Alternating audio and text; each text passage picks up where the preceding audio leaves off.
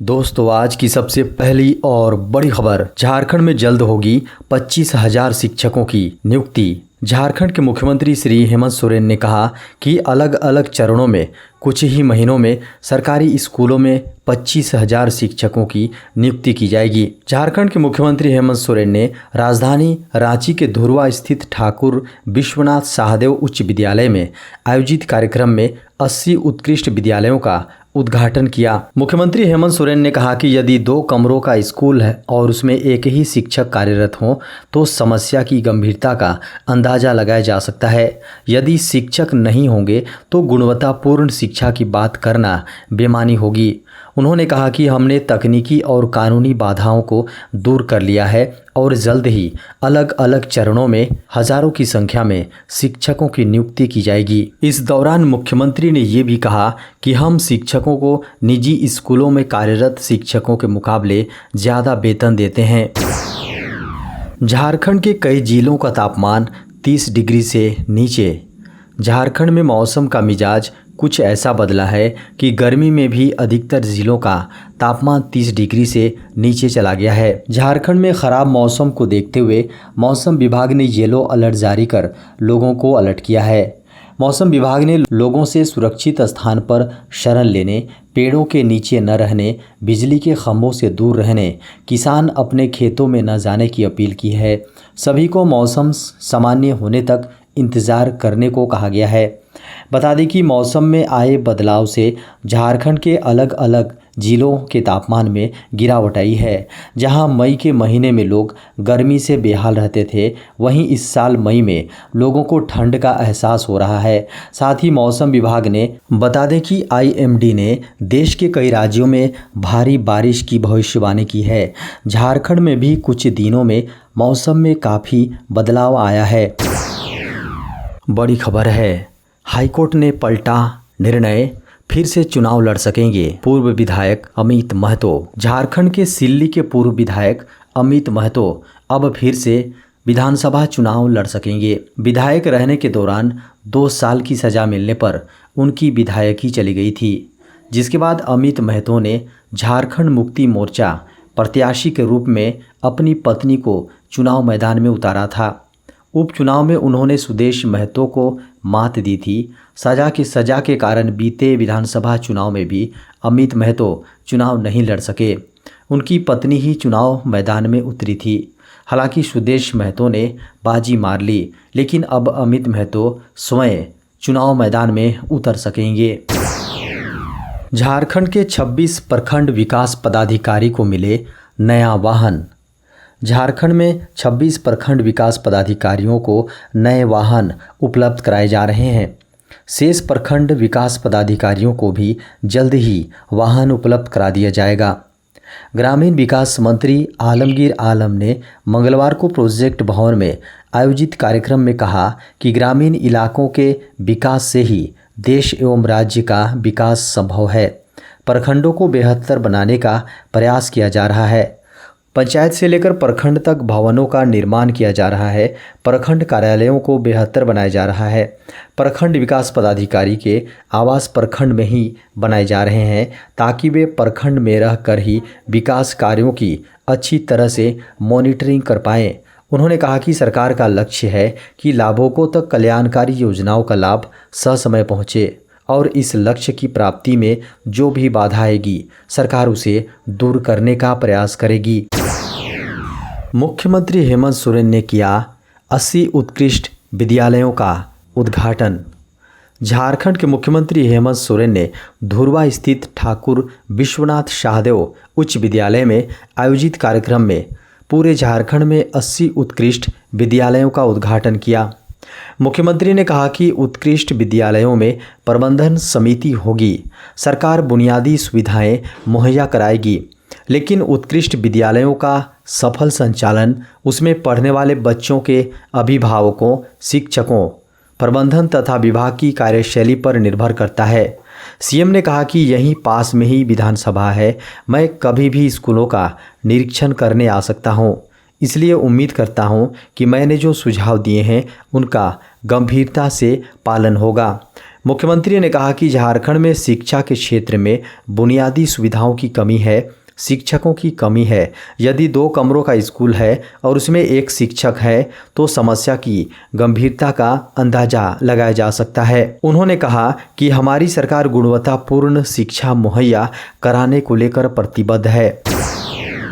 जल्द ही मिल सकते हैं पीएम किसान की 14वीं किस्त। पीएम किसान सम्मान निधि योजना के तहत अब तक किसानों को 13 किस्तों में पैसे मुहैया कराए जा चुके हैं। किसान अब 14वीं किस्त का बेसब्री से इंतज़ार कर रहे हैं। देश के करोड़ों किसानों के खाते में जल्द ही 14 किस्त के पैसे ट्रांसफ़र किए जा सकते हैं। ऐसे में अगर आपने अभी तक डॉक्यूमेंट्स रेडी नहीं किए हैं तो फटाफट कर लें। कहा जा रहा है कि मई महीने में सरकार किसानों के बैंक अकाउंट में पीएम किसान योजना का पैसा डाल सकती है। अगर आप योग्य किसान हैं और अभी तक योजना में रजिस्ट्रेशन नहीं कराया है तो जल्द करा लें। PMKSNY में रजिस्टर्ड किसान भी KYC और भू सत्यापन का काम करवा लें ताकि किस्त का पैसा मिल सके। पीएम किसान सम्मान निधि के तहत किसानों को हर किस्त में 2000 रुपये दिए जाते हैं, वहीं सालाना 6000 रुपये सरकार की ओर से मिलते हैं। झारखंड के इन जिलों में बनाए जाएंगे 50-50 बेड के critical care hospital.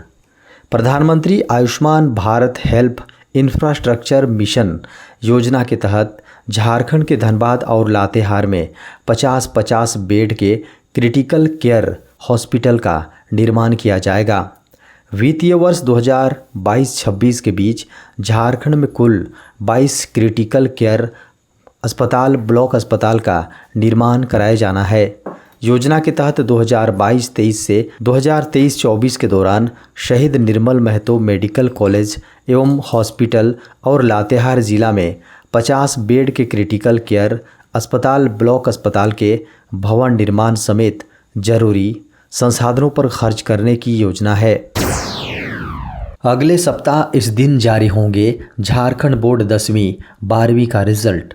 Jharkhand board कक्षा के रिजल्ट को लेकर अहम सूचना है।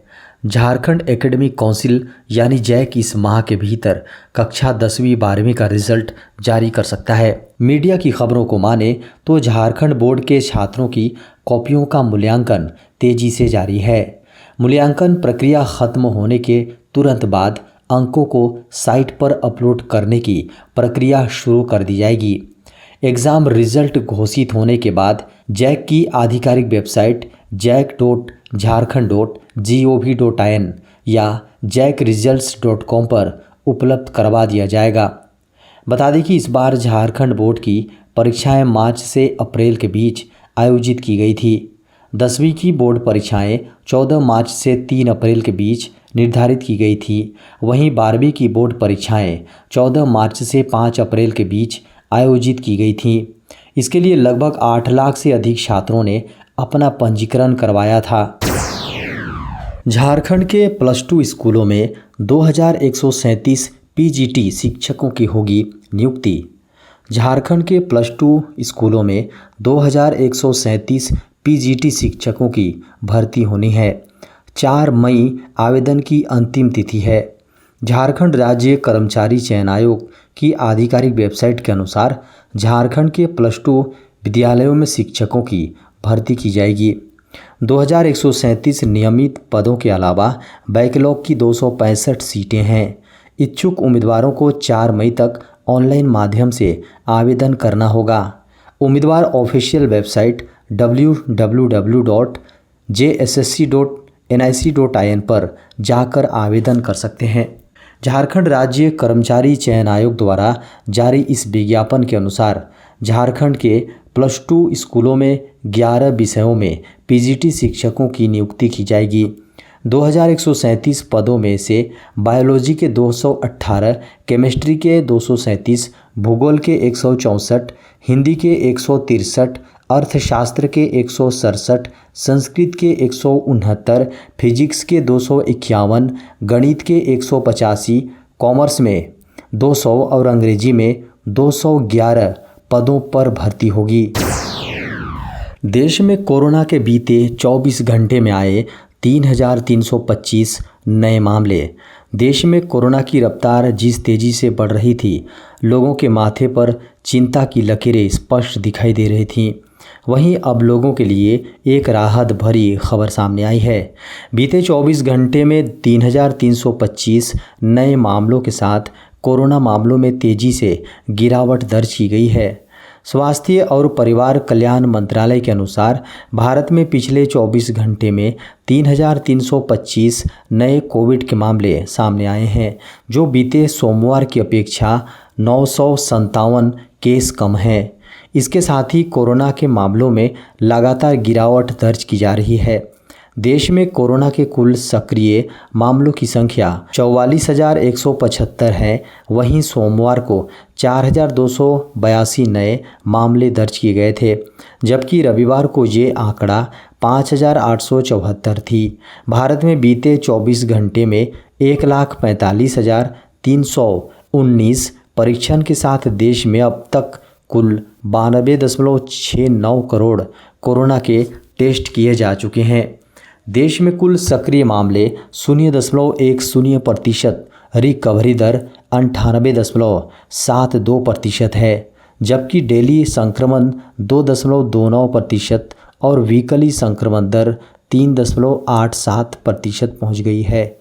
इसके साथ ही देश में लगभग 220.66 करोड़ कोविड की डोज लगाई जा चुकी है।